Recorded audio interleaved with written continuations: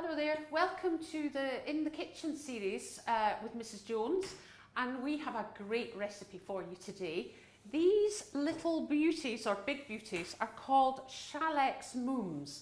Now, they're Swedish, and that's the only Swedish I know, I'm very sorry. But they smell delicious, they look absolutely gorgeous, and we need a Swedish lady to show us how they're made. So I'm going to like to introduce you to my great friend. Here we go. This is Mia Hagla. Hello, great, welcome. Thank you. Welcome to the kitchen. Thank you. So Mia, thank you at long last for coming. We've known each other for quite a few years now. Yes, we have. You know, it's great that you're going to come and share some of your experiences with us. But tell me, you were on the Swedish version of the Great British Bake Off. Yes, what's it kind called? of do that. Yeah, what's it called? It's called Det Stora Tårtslaget. It's like the Great British Bake Off, but it was all about cakes. Right. It was really fun to making that one, but it's really nervous, and you all have this pressure making stuff on time, and you of all people know that cake decorating takes time. It has to take time, so it was a bit like that, but we managed. But you enjoyed the experience? Absolutely. You must have learned an awful lot. Yes. I learned from the other competitors too. As well. Absolutely. Yeah. So Mia, you run a cake business. I see you're very fancy. You're very fancy. Yes. You're far more fancy than I. Cakes of mine in Sweden. Is this something that you would actually prepare for guests? Sometimes when we have weddings, we have like a dessert table or something. Right. Then we could serve this in smaller portions, but it's a very common cake in Sweden to a cup of coffee or something. And, Right. and when we talked about it, I thought this is the one I want to show Sheila, one of our pastries. Our typical Swedish pastries. And my Swedish. Yes, I am impressed, really. But your English is excellent. Oh, too. thank you very much. So, what does it mean? What does the word Kärleksmums mean? It's like love treats. Ah, Yes. right, okay. We have this peculiar thing with little dots over our A's and O's, that's right. and that's an A. So if I'm going to pronounce, I'm going to say Kärleksmums. But the thing is, this little beauty actually has a lot of names. Right. It all depends on which family makes them. Right. Okay. And we all have different family recipes. I'm sure you're familiar with that one. So, but Kärleksmums is the official name of it. Right. Okay. Yes. Well, shall we get started? Absolutely. You can show me how to make them. Yes, I can't of wait course. to sample them as well. So I'm going to move these out the way. Yes. And we'll I see you have a lovely mixer here. Oh, yeah. But it's Do you not like a KitchenAid though. You and I always have this conversation. Yes, I we love do. my K-Mix people. Yes. Everybody knows I'm a big fan of Kenwood. Yes. So Mia actually made those late yesterday, and you said, "Oh, this food mixer is not Yes. mine." But trust me, I think it's fabulous. It is fabulous, Okay, Mia, absolutely. So let's tell me about the cake tin first of all. You Yes. like it baked in quite a deep cake tin. Yes. Normally, now we have this one. Normally in Sweden we can bake twice as big as this one. Right. Yes. Okay. A little bit depending on if you're going to make small pieces or if you're going to make the size that we just show you. You can make smaller and you can make it larger. Right. Okay. If you make it this size, I would say approximately 15 portions of the big ones. Yeah. And if you are making a small one, double it up. Yeah. Yeah. Okay. So, this is 20 inches by 12 inches. And Yes. this is by a company called Silverwood, and it's quite good because it's got a nice release Yes, bottom to it. I will Okay. actually get one of those with me home. Okay, and you've lined that and then put Yes. oil around the edge. Yes, since I'm used to working with a bigger size, I lined this one with parchment paper, and I have greased the sides. Size. Okay. But yeah. I also, just in case, I also have this little beauty. It's a 5-inch square. The same here. Lined it on the bottom and greased the sides. Okay, so you're going to use that if we've got any extra Yes, batter because left you over. don't want this to to be too overwhelming. You don't want it to be too high. Yeah. So okay. when I think that's good, that's enough. Okay. I'll pour the rest in here. Lovely. Okay. Perfect. Okay. So, Mia, over to you then. Okie dokie. Then the thing is, I'm very pleased to say that you have the eggs in jars because it's so much easier to pour them in. Right. Okay. Also, one thing you should think about, and of course you do, they should be room temperature. So everything rises much easier when it has the same temperature. So here we got 5 eggs, and we got caster sugar. All the recipes are in the description. Yes, I'm going to provide everybody with the recipe. Yes. So let's go. I think I need my spatula. Yeah, spatula. Yes. And you would use caster sugar at home? Yes, we would. For this kind of thing, then we have, just like you, muscovado sugar and brown sugar, light sugar and all that, but we prefer normal white sugar, caster sugar is fine for this one. We have to put it all in, like that, and then we pour our eggs in. No splashing here, please. Sometimes it can splash. These are great, these little jugs. I really do enjoy them. So, here we go. Put the dishes aside. And then we put it on medium speed for approximately, a few minutes. I will show you how it looks when it's done. Okay. An important thing here is you shouldn't have it on high speed because you whip in a lot of air.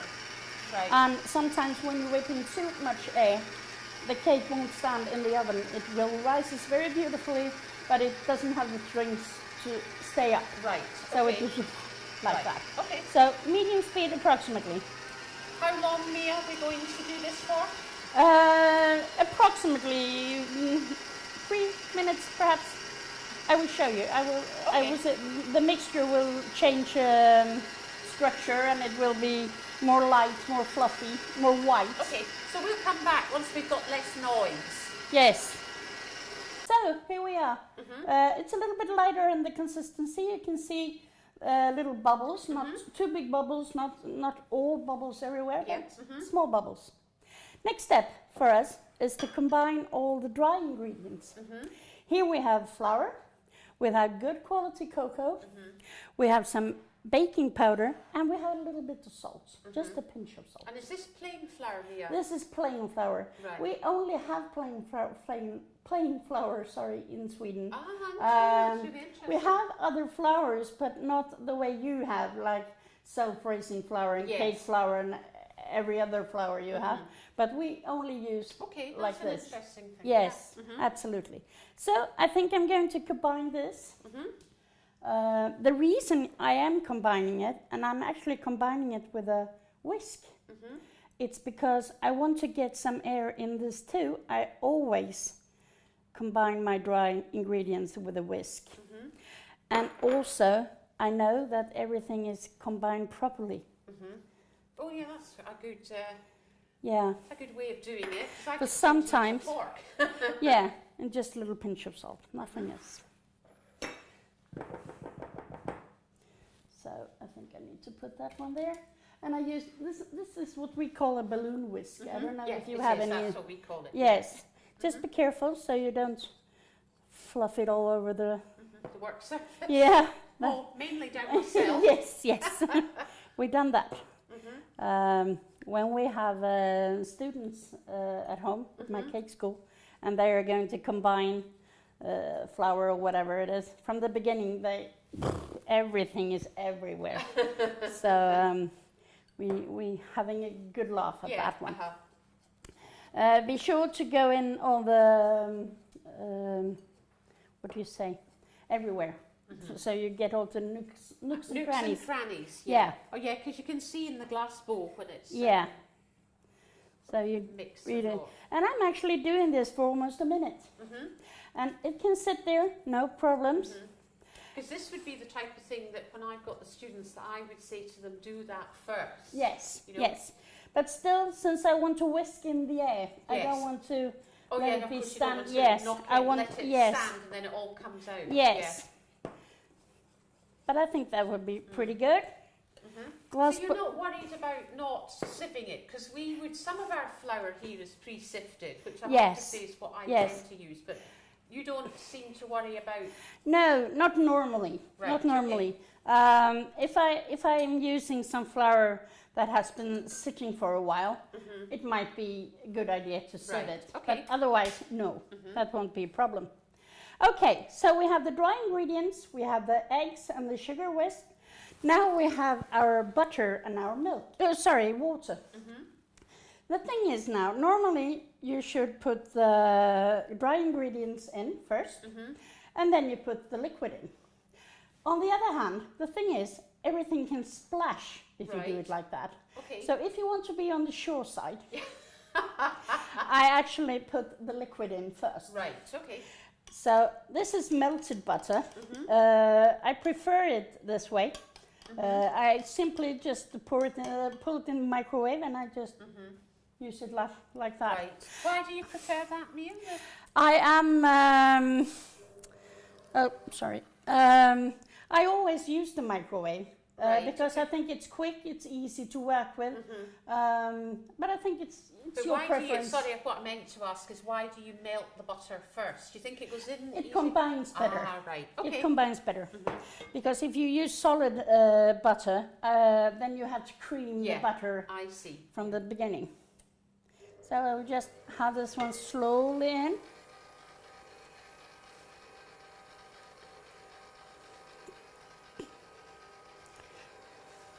It's not like eggs that it can curdle. Yes. But I still, once again, I don't like when it splash.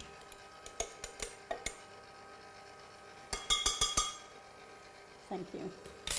I prefer this one to get all the good stuff out of it. Waste not, want not. We say in this. You do. I think that's pretty good. My children at home, however, they love when you don't do it because they can lick the bowls. And in goes the water too. It's ordinary water, plain water. Don't heat it up. It's just ordinary cold water. So I can just speed it up just a little bit to get it combined.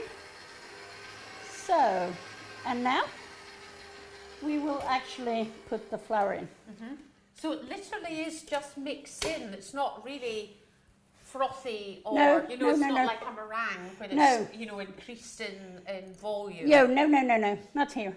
And the thing is, normally you could fold in this to get it, because you don't want to knock all the air out. Right, okay. However, I think we can manage, even though it's not a KitchenAid. I think we're never going to hear the end of it. I think if I just do this very slowly, and I can see how it reacts, and then I take the spatula and... Right, and then fold it in. Yes, right, okay. And something is very important here, that you need always to scrape the sides and get into the bottom of the bowl. Right, okay. Because it's always getting stuck in there. So... put it over here. Thank you. And I work better if I can loosen the bowl. Scrape the sides like this to see all the flour that's in here. And it looks a bit clumsy and a lot of clumps in here, but that will disappear, absolutely. It smells lovely. Yes, it is lovely. You know, we Swedish people love our pastries. So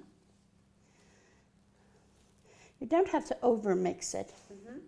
Just see that everything is, all these little clumps you see here, it doesn't matter because it will resolve itself. So, Just check the bottom once again. It's good having this glass bowl, isn't it? It's very good. Have a glass. Yes, we do actually. We do, my dear. And we have a lot of other stuff that's very good. But that's really interesting because different part of the world you use different kind of machines. Yes. So here we go. And we put it over here. And once again, don't worry about the lumps. It's better not to overmix. Oh, smells delish. Yes. Just see how it Yeah, works out here. We have to do quite a deep one today. Yes, we do. Should we go for the deeper one, perhaps? We should have the little one on the side. Yeah. Just fit it the depth that you would normally do when you're at home. I think that's pretty much it. You see, it's kind of loose. It's kind of it's not very heavy. Yes. So here you go. Move that to the side just a bit. Or as you Scottish people say, just a wee bit.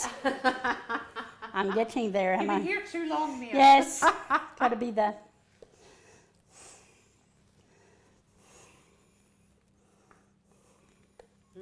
Delish. And I'm going to make it even more delish. Because when this is done, we're actually going to sprinkle some chocolate chunks over it. And that's what I meant, but it doesn't matter if it's a bit chunky. Yeah. Because my sister-in-law loves chocolate. Yeah. She'll be who doesn't? There'll be more chocolate eaten than actually being put on the top. Yeah. Here you go. But actually, Mia, it wouldn't be a problem if we'd added that to there, except it would have baked longer. Yes, and I probably would have lowered the temperature. Yeah. It's 200 degrees now, Celsius, and I would probably have put it around 175, 160, 175 approximately. Right. Okay. Even so, then you get it to bake it for a longer time then. Right, okay. So here we got all our chopped chocolates. And you just sprinkle away. Ooh, and what type of chocolate are you using? I use a high quality Belgian chocolate. It's called Callebaut. I don't know what kind of chocolate you have here. This is, I use for baking, I use Belcolade, but when I'm making ganache, I use Callebaut. Okay, yes, the same as we do, yeah. So of course these would come in big buttons, so they would have to be chopped, you can use ordinary chocolate if you want to, like if you buy chocolate in the store or something. That would be perfectly fine. I think I just tip this over. Here you go. But that could have been something. Could have been bad, yeah. Yeah, but the thing is, I prefer making using good quality chocolate because you can feel it. You can have the taste of it. But it wouldn't matter. For example, we have supermarkets here. Well, I'll just name them like Aldi and Lidl, and they actually do quite good. Their own make of chocolate. That wouldn't be a problem there. No, absolutely not. And the thing is with chocolate, because I don't use the darkest one. I think mine is 53.4% or something. And the thing is, I don't want it too dark or too, because it can be a little bitter. Right, okay. So that's why. Okay. So, my dear, this one goes into the oven, and then we're waiting for approximately 10-15 minutes. 15 minutes, wow. Yes. You see it when it contracts a little bit from the side. You can use a cake tester. Right, okay. And just check. It should be a little gooey in the side. It shouldn't be dry. We love that. So, what do you say? We should put it in the oven. This in the oven? Yes. I'm all full of chocolate, so I think it might be better if you... Yeah, if I put it in this way, yes, and then we'll put this in the other oven. We do so, absolutely. Okay. So, when that's in the oven, we'll go and have a cuppa, and then when it's come out and cool, then you can show me how to decorate it. Absolutely. Okay. Thank you. Brilliant. So, Mia, our Shalex Mooms, our love treats. That That is class on a wire tray. It smells wonderful, I can assure you. Yeah. Crack on. Let's tell us. Okay, okay. Now. Yeah. Now it's only half done because this is the bottom. This is the sponge. Now we're going to get all the yumminess. In this bowl, I have put my cream, my double cream, and I'm going to heat it up on the stove to simmer. I want to see the bubbles on the side, not to boil, but to simmer. Then I will pour it over this chocolate. Same chocolate as we used in the cake, and I will flavor it with a little Irish cream. Yes. So you can flavor it with whatever you want. If you are a big fan of coffee or something, please do, or take coffee instead. Yeah, but that's a good idea. Yeah, but flavor it with something. You get this because yumminess. sometimes when I'm making chocolate ganache, I just throw in, if it's very bitter chocolate, a really strong chocolate, I throw in some coffee granules. Absolutely. Dissolvable coffee granules. Yes. And it just takes that bitterness away. You can have some orange if you want to have Christmas time, for instance, when you have chocolate and orange. You can have some liqueur like orange, Cointreau is orange. You'll have to come back at Christmas. Yes, I have to do that. But for now, we right, start with the cream, right? Okay, so shall I light the fire? Yes, please. Once again, you take rather slow heats because people... shall I take the handle off here? Yes, and I'll please. put it that way. Yeah. Yes. The thing is, when you're heating fatty products like milk or cream or whatever, it burns very easily. So low heat and stirring. Stir all the time. Right, okay. I actually cheated a little bit because I started heating this one a little bit before. So now I'm just going to reheat, so get the temperature up again. Right, okay. So otherwise it takes a lot of time. But I actually think we're almost there. So stirring. And you would always use double cream for your ganache? Yes, absolutely. Because I read somewhere that sometimes in Australia they use a whipping cream. And we have whipping cream here, but it's very, very strong. Yes. And I mean, you literally have to just put your whisk to it and it's whipped. You just have to be really careful with it. And the thing is, I have that experience with your cream, with your double cream. Right. Yes, you said that yesterday. Yeah. I think we're done. Because since our cream are 40% and you are 50%, yes. I literally just turn my back on it and it's almost butter. So now we have this. And now we're going to pour it over the chocolate and let it melt the chocolate. We put this one on the side, I think, for now. And we, wrong hands.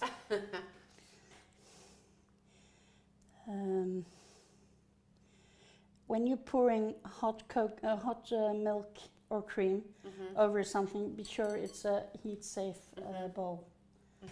So, and I will actually Ooh, lovely. So it's literally just like a mouthful. Yes. A small mouthful. Of course, it's of course it's a pen whose mouth we're talking about. Yeah. But the thing is, it's all about how much flavor you want. Yes, exactly. You do whatever you please. When I'm making my ganache, I let it sit for just a while. Then I start in the middle. And I small circles like this. That's how I do it. Yeah. Don't start stirring everything around and all, just from the middle. And you will soon see it's going to be a little shiny on the inside. However, you can do it like this to get the cream down. But in the middle and small circles like this. You see, it comes together. It becomes an emulsion. Emulsion. Oh, I'm so glad you teach me the right English words. There's so many almost different ways to make a chocolate ganache, aren't Yes. there? So people have their different styles. Absolutely. There's a really great cake artist, Helen Mancy, I think her name Yes. is, and she works with Squire's Kitchen. Kitchen, She yeah. has done, in my opinion, an excellent cake decorating book, and I'll tell you why I think that.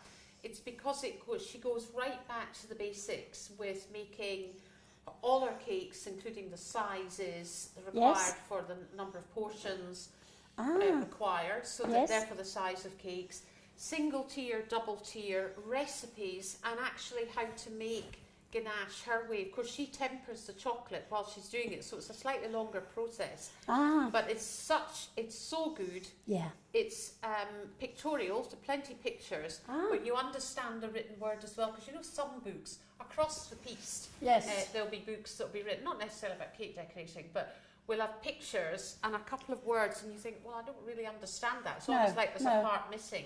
Well, Helen Mancy, I can't remember the name of the book, it's on the shelf next door, but I think it's a great book. Really good book. Good, then I will have a look at that one, because I do like Helen Mancy. I think she's a great author, and she's a great cake artist. Yes. Absolutely.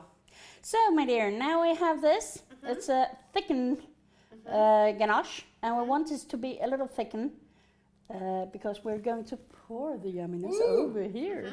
So, if we put this one away.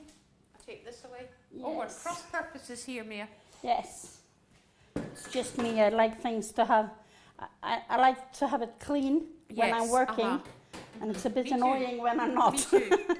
So before I pour it over, because if I pour it over here, it might droop on the sides, and I don't want to waste anything. So I actually take this one, and I found a lovely pan of yours. A roasting tin. Yeah. So I'll put it over here. So now I'm going to pour all the yumminess all over here. Oh. And smells wonderful. My nephew would have his head in his and his mother, my sister-in-law. Oh, they are big chocoholics. But who doesn't love chocolate, right? Chocolate is, You see how it shines? So, do it like that. Do it like that. We want all the yumminess off. Not the best tool for this one, perhaps, but everything works. And it's a very even bake. Yes. Isn't it? It is. I like that. Yeah. It is. And it's also quite soft. There's no crustiness No, to it at no, all. it's not. And remember, we have all these chocolate chunks inside of it. Yes. Yeah. So now I actually just. Oh, it's interesting. You're using the small spatula. I would have immediately gone for the. Yes, but since I actually made this one dirty. Oh, very good. So you'll be doing the dishes, yeah. Yes, but it wouldn't matter which one you use. Actually, I am a fan of. I also use Ateco stuff, but I use the size that middle between these two. Oh, between the two. Yes, yeah. that's my favorite one. Yeah. I always go to that one, and the small one. You know how cake decorators and bakers get all anxious when they see a gadget that somebody's using they don't have. Yeah. I feel I'm going to have to go and get that middle one. Yes. Like when we finish filming. do that. I have all these, but as you have your favorite things. Yes, of course you do. think. Yeah. So now this is going to Oh, look at that. do it like even, like this. Going to be great. You can lick this one afterwards, perhaps. We do it like that. I always Scrape have it off. cake for the students when they're here, and I think this could be a real winner. And we have some. Let me see now. It's designated. No, No, it's not. desiccated. Desiccated. Dried. Coconut. And you see, I've been trying to learn that word, because you can say kärleksmums, and I really would like to learn that word. But I will try. I will try again. Now I have this coconut, dried coconut, and I love coconut. So I sprinkle up a lot of coconut. Yeah. And the thing is, you could actually, you can use some sprinkles, you can use some chopped nuts, you can use nonpareils. You can use pretty much anything you like. But it's going to be a thick layer because when we're going to sample this later on, it needs this because it's very chocolatey cake. Yes. Since we've got all these chunks inside and we've got all the loveliness on the chocolate on the outside. So you really do need a lot. I love the smell of coconut. Yes. I love the smell of coconut. My mum used to buy it in, we did have desiccated coconut, but I think in the very early days I seem to remember her grating it. I don't know where she would have got that from, maybe a local supermarket. Yeah. You know, a food store at the time. Yeah. The thing is, this is desiccated. Oh gosh, I'm good. Coconut. And the thing is, you can actually buy like coconut flakes. Yes. Yeah. And me personally, I think it's a bit chewy. It's a bit too I can understand chunky. that. Yeah. But the thing is, you can also, if you don't not concerned about the color, because I want this one to be white, but if you want more coconut flour, I suggest you actually toast it in the oven. Toast the coconut. Oh, that's a good idea. Yes, you can do that. It turns a little brownish, but if you don't care about the color, just the flavor, that's an excellent idea. So now, my dear, we're actually going to let this one cool. It needs to sit down. Okay. And just a little rest. You could put it in the fridge when everything is cooled down. So that's it.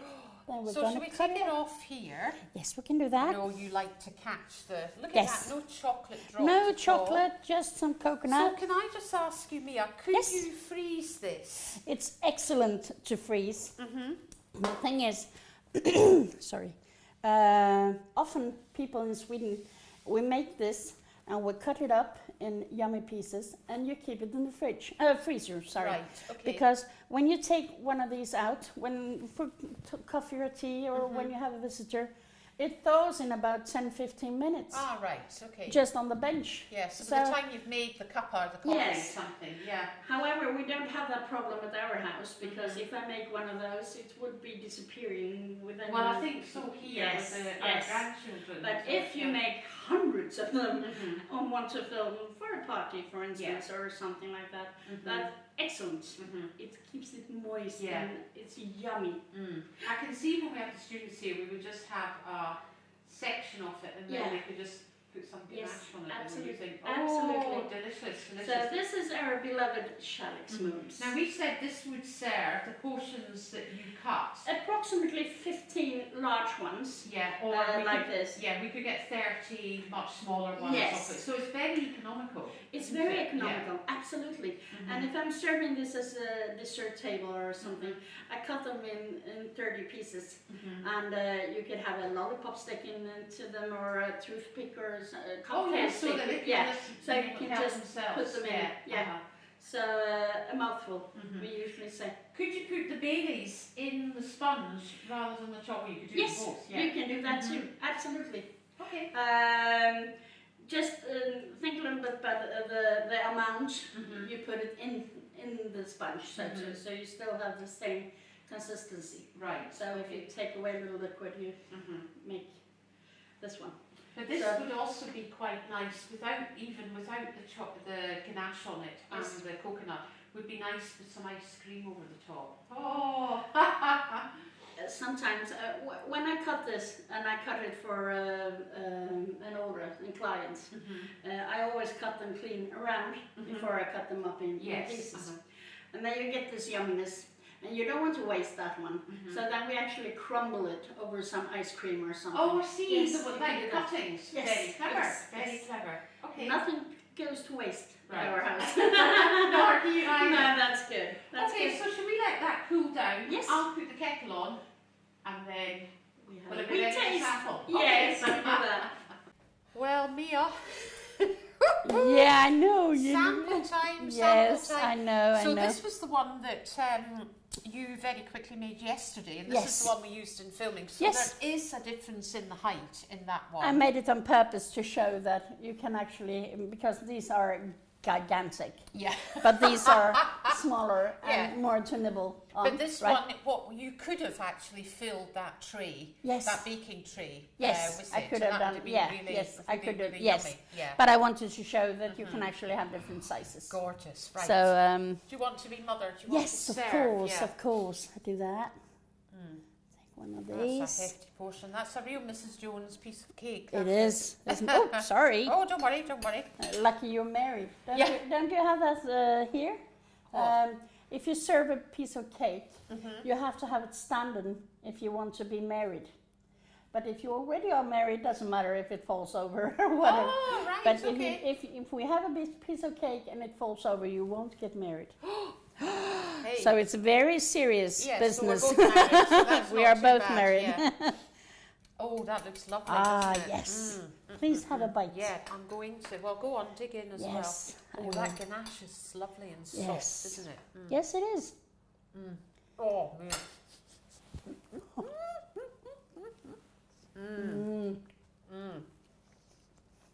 That's lovely. That was a really good one. Really good one. It's all over my brace again. Oh, Have a quick you cup of have tea it. here. Yes. And because you have put, excuse me, we'll have a cuppa Absolutely. or a sip of it. Because you've put the Irish cream in the ganache, it's rich, but it's not overpowering. No, you can feel it. You can touch a hint of it. So you know it's there, but you're not quite sure what it is, and you feel its yumminess. Absolutely. Oh, this is delicious. really good. No wonder they call these love treats. Yeah, no. The thing is, we often give them away as presents in Sweden. Yes. If you're going to a friend's house or birthday or whatever you do, you wrap them up, or your beloved one, if you're having an anniversary or something, you wrap it up a little cute in a cellophane bag and lovely. a little bow and so on. Well, listen, Mia, thank you so much for coming. How long are you with us Thank for? you. I'm here a few days more, but then I gotta go home. We have a lot of things to do at home. I'm also teaching, as you know, of course, so we have a lot of students waiting for me, and also we had a lot of weddings. We're specialized in weddings, so we have a lot of wedding cakes all year round. So, so I'm heading home, but I got a few days left, and I try to enjoy it. I might get to show you the sights of Glasgow. Ah, yes, I'd love to, and I love to try out little specials. I'm very curious about your tea houses and your tea having afternoon routines. tea. Yes, Yeah. I'd love to. We don't have that in Sweden, so that's something I'm very interested in. Are you coffee drinkers? Although you're not a coffee drinker. I'm not a maybe. coffee drinker, no. But Sweden is absolutely a coffee drinkers. They're drinking coffee all the time. So, but tea, I much prefer tea. Okay. So, right, well, I think it's time. I do want you to come back, Mia, because when I was doing my research, there's a lot of really delicious Swedish, Scandinavian food, delicacies like this, sweet ones. So I'd love to You come need to back. come back. I'm so honored to be here and finally see this beautiful kitchen. I've been so jealous because I haven't been able to come here.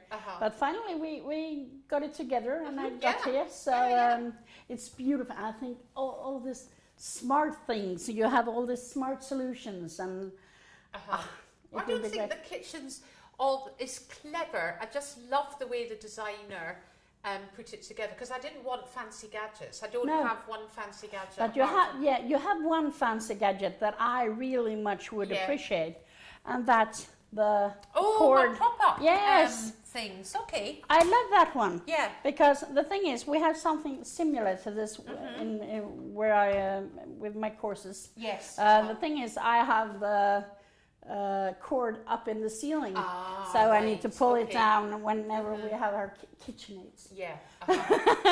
So, but I think that was a great solution. So, for the next kitchen, I think I will do something like that. Okay, well, what do they say in Sweden? Do they say skål? Skål. Skål. Thank you once again, Mrs. Briggs. Bye. Great, great. Should we this, yeah? For another taste. Even more?